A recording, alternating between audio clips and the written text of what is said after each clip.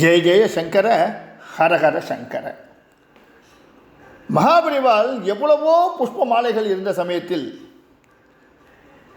ஒரு சாதாரண ஒரு சிறுவன் அளித்த ஒரு துளசி மாலையை அணிந்து மகிழ்ந்த ஒரு அற்புதமான நெகிழ்ச்சியான நிகழ்வை தான் இன்றைய உரையில் நாம் பார்க்க இருக்கின்றோம். வாருங்கள் உரைக்குள் செல்லலாம். சாதாரண ஒரு குடும்பத்தை சேர்ந்த ஒரு சிறுவன், வயது 12 அல்லது 13 இருக்கலாம். மாநிலம், எண்ணெய் அதிகம் கண்டிராத தலை, தடிமனான அரை டிராயர், கசங்கி போன மேல் சட்டை. அரை டிராயரும் மேல் சட்டையும் என்ன நிறம் என்பதை பார்த்த மாத்திரத்தில் எவரும் சொல்லிவிட முடியாது. அழுக்கேறி போயிருந்தாலும் அந்த ஆடைகள் அவ்வப்போது துவைத்து தான் அணியப்படுகின்றன என்பதை அதை பார்க்கும் எவராலும் புரிந்து கொள்ள முடியும். நெற்றியில் வளைந்த கீற்றாக முறையே இல்லாமல் ஏனோதானோ என்று விபூதி பூசப்பட்டிருந்தது. ஒருவேளை இங்கு கிளம்பி வருகின்ற அவசரத்தில் அவனது அம்மா அவனுக்கு இட்டு விட்டிருப்பால் போல் இருக்கின்றது. தேர்வு காலங்களில் கிராமத்தில் இருப்பவர்கள் தெருமுனையில் இருக்கின்ற பிள்ளையார் கோயிலுக்கு போய் ஒரு சின்ன கற்பூரத்தை ஏற்றி வைத்து பேனாவை பிள்ளையார் பாதத்தில் வைத்து வழிபட்டு பரீட்சை எழுத போவார்கள். இது ஒரு விதமான நம்பிக்கை. அதாவது இறைவன் அருளோடு தேர்வு எழுதப் போகின்றோம் என்கின்ற ஒரு தைரியம் மாணவர்களுக்கு வரும். அதுபோல இந்த சிறுவன் காஞ்சிபுரத்தில் வசிப்பவன் என்பதாலும் மகாபரிவாளின் சாநித்தியம் பற்றி யாரோ சொல்ல அவன் தகுதிக்கு ஏதோ கேள்விப்பட்டிருந்தாலும் இன்று தேர்வு எழுதப் போகும் முன் ஸ்ரீமடத்துக்கே வந்துவிட்டான் போலிருக்கின்றது அவன். விடிகாலை நேரத்தில் விஸ்வரூப தரிசனம் காண வந்திருந்த பக்தர்கள் பலரும் இன்னமும் நகராமல் அங்கேயே நின்றிருந்தபடி பெரிவா தரிசனத்தில் திளைத்திருந்தார்கள். இதை தவிர காலை வேளையில் ஏராளமான பக்தர்கள் வேறு எல்லோரும் ஸ்ரீமடத்தில் குவிந்து விட்டார்கள். நாம பஜனைகளும் சங்கர கோஷமுமாக ஸ்ரீமடமே பக்தி மனம் கமிழ அருள் நிரம்பி காணப்பட்டது. இவ்வளவு கூட்டம் மகாபரிவா தரிசனத்துக்காக காத்து நின்றாலும் சிறுவனாகப்பட்டவன் வரிசையில் நின்று கொண்டிருக்கும் எந்த ஒரு பக்தரை பற்றியும் கவலைப்படாமல் ராஜபாட்டை போல விறுவிறுவென்று நடந்து மகாபரிவாளின் சன்னதியை நெருங்கினான். முகத்தில் உற்சாகம் கொப்பளிக்க மகாபரிவாளை பார்த்தபடியே நின்றான். அவனை எவரும் தடுக்கவில்லை, ஏதும் கேள்வி கேட்கவில்லை.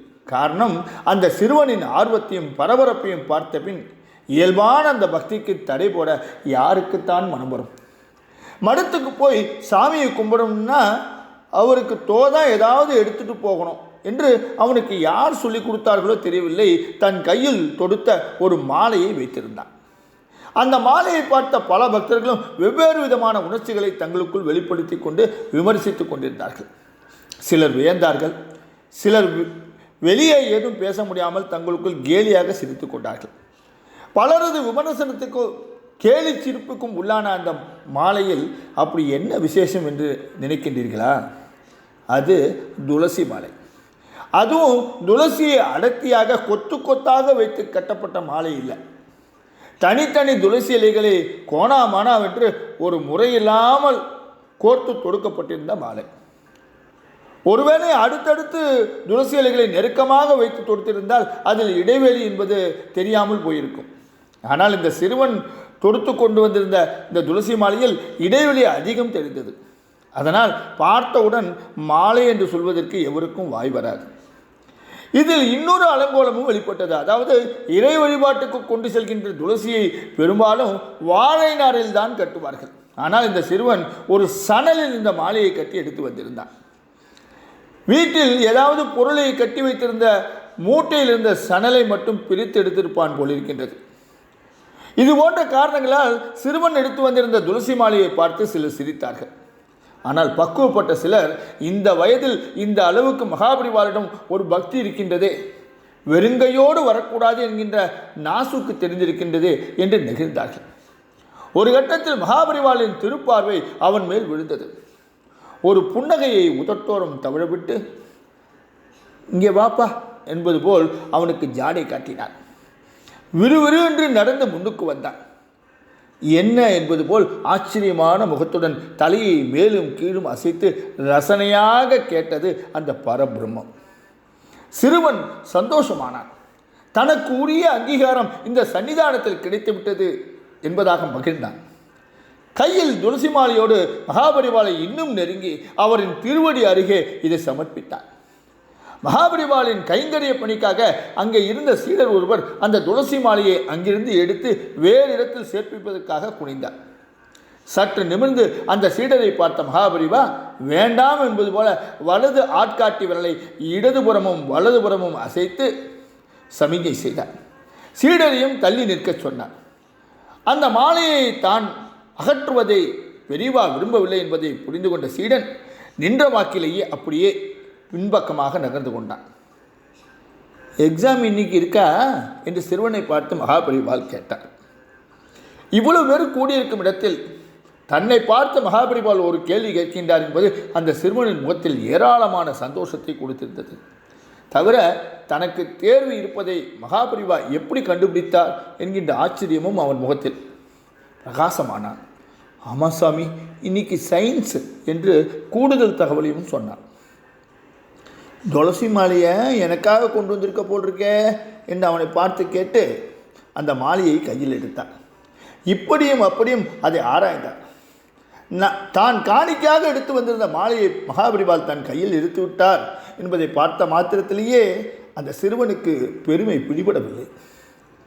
எங்கள் வீட்லேயே துளசி செடி இருக்குது, அதுலேருந்து தான் நான் இதை பறிச்சுன்னு வந்து உங்களுக்கு இதை மாலையாக கட்டி கொண்டு வந்திருக்கேன் என்றான்.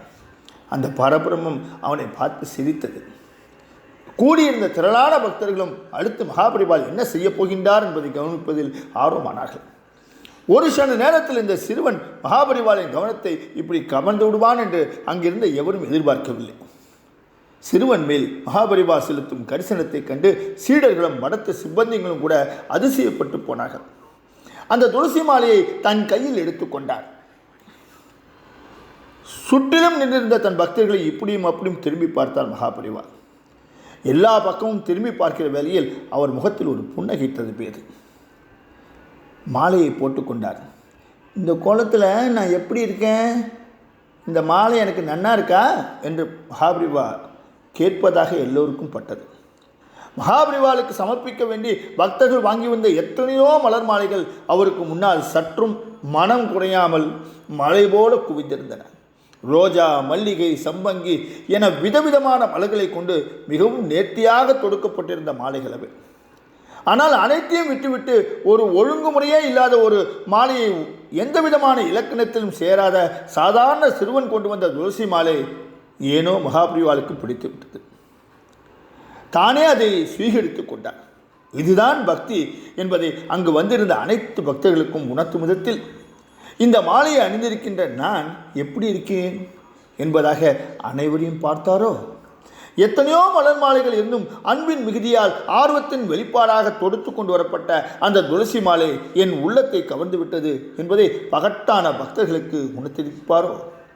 பக்தி என்னால் என்ன என்பதை பற்றி பெரிதும் படிக்காத கேட்காத இந்த சிறுவன் தன் செய்கையால் அங்கிருந்த அனைவருக்கும் மகாபரிவாளின் அருட்செயலின் மூலம் உணரச் செய்து விட்டான். செல்வச் செழிப்பில் திளைக்கும் எத்தனையோ பக்தர்கள் குவிந்திருக்கும் இந்த சன்னிதானத்தில் தான் அன்புடன் எடுத்து வந்திருக்கும் ஒரு துளசி மாலை இவ்வளவு மரியாதையா என்று சிறுவன் திகைத்து போனான். அவன் விழிகளில் லேசாக ஈரம் ததும்பியது. சரேல் என்று தரையில் விழுந்து மகாபரிவாளை நமஸ்கரித்தான். எழுந்து நின்றான்.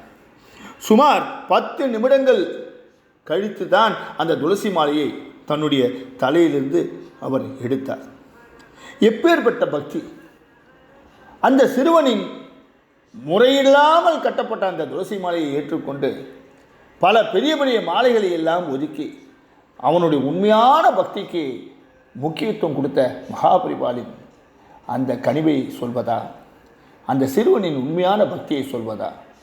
ஜெய ஜெய சங்கர, ஹர ஹர சங்கர.